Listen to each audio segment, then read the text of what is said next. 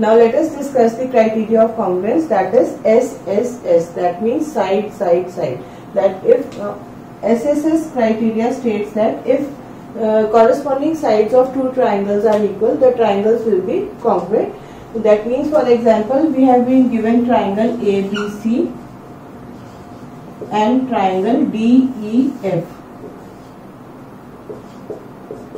such that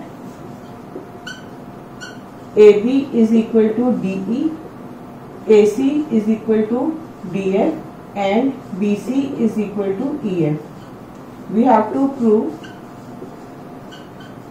that triangle ABC is congruent to triangle DEF. That means the two triangles will superimpose each other. That means triangle ABC will be congruent to triangle DEF. So for this, to prove this, we will make some constructions. So the constructions will be, we will draw EG on the opposite side of EF such that EG is equal to AB. That means and angle ABC is equal to angle FEG. That means this angle will be equal to this angle. Let it be 1. So this will be also 1. And EF is from point B. We are drawing from point E. We are drawing a side G such that EG is equal to AB. That means AB is equal to EG. We have drawn, and now we will join FG and DG. That means from E, on the other side of EF, we will take a point G such that EG is equal to AB and angle ABC is equal to FEG. Then we will join DG and FG. Now for the proof, we will take the triangles. Let us take the triangles ABC and triangle GEF. As in the two triangles, we know that AB is equal to GE according to construction, because we have drawn AB is equal to EG, and then the second angle B is equal to angle E, or this is also by construction.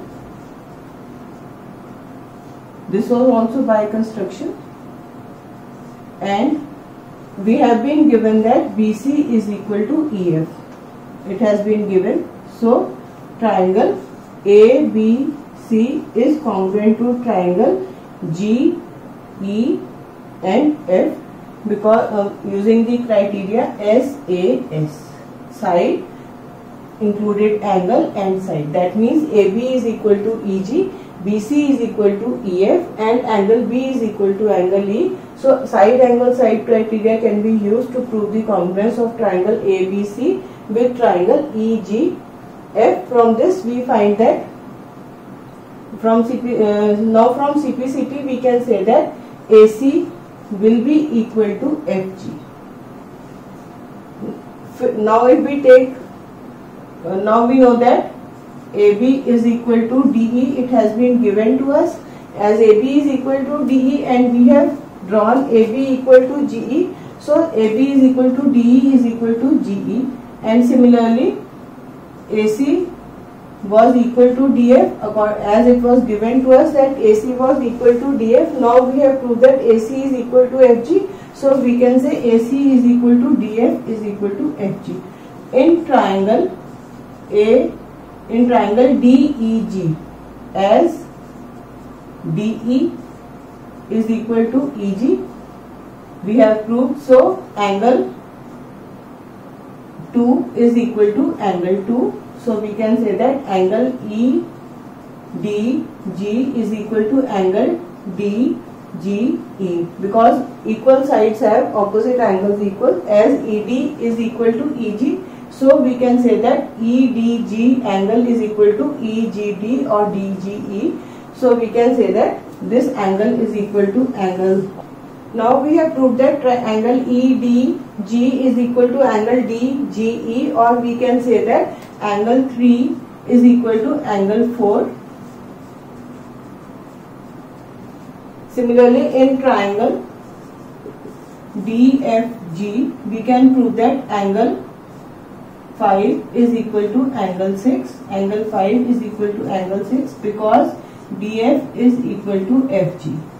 Now angle 5, adding these, let this statement be 1 and let this statement be 2. Adding 1 and 2, we get angle 4 plus angle 3 plus angle 5 is equal to angle 4 plus angle 6, or angle D is equal to angle G. But from CPCT we have known that angle A is equal to angle G. When we prove this congruence of triangle ABC and GEF, we found that angle A is equal to angle G from CPCT, and now we have found that G is equal to D. So from these two statements we can say angle A is equal to angle D. Let us mark this statement as 3. That means angle A is equal to angle D. Now in triangle ABC and triangle DEF, now we know that AB is equal to DE. It has been given to us, and angle A is equal to angle D. We have proved above,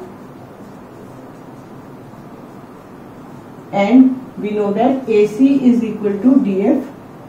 This has also been given to us. So we can say that triangle ABC is congruent to triangle DEF using the criteria SAS.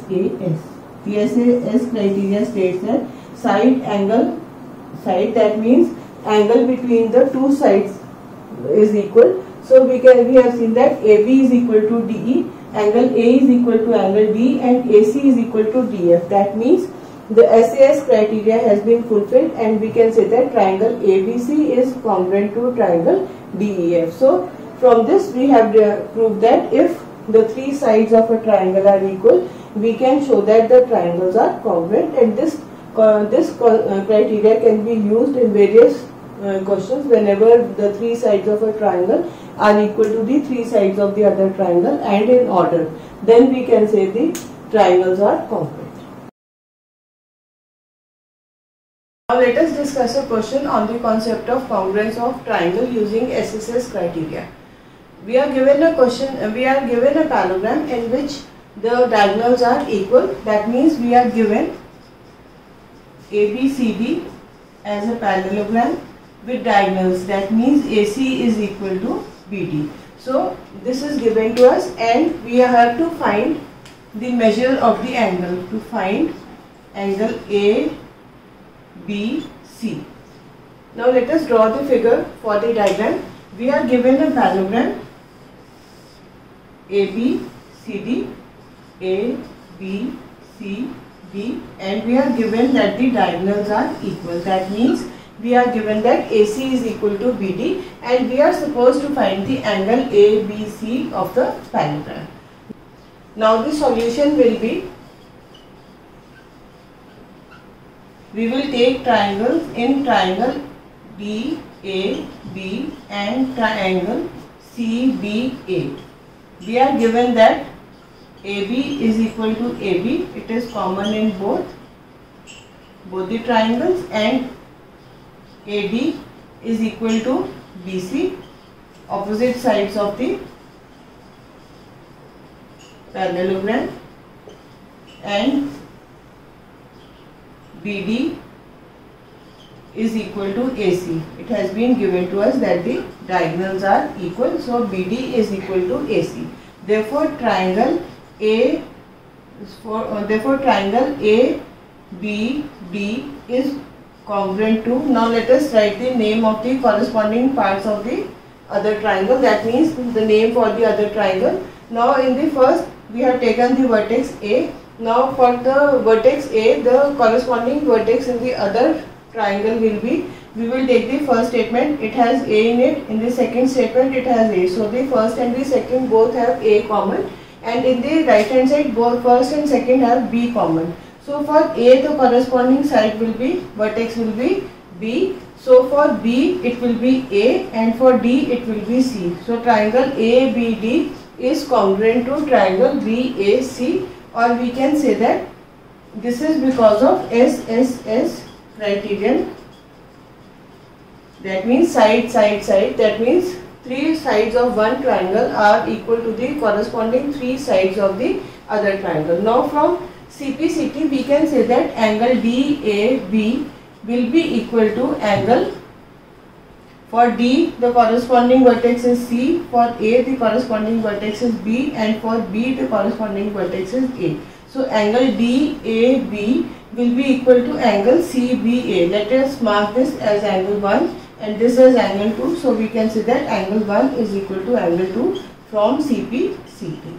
Now we know that AB is parallel to BC because they are the opposite sides of the parallelogram, and so they are parallel to each other, and AB is the transversal.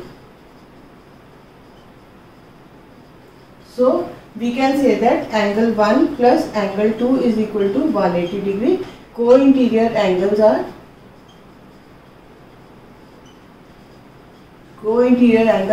supplementary.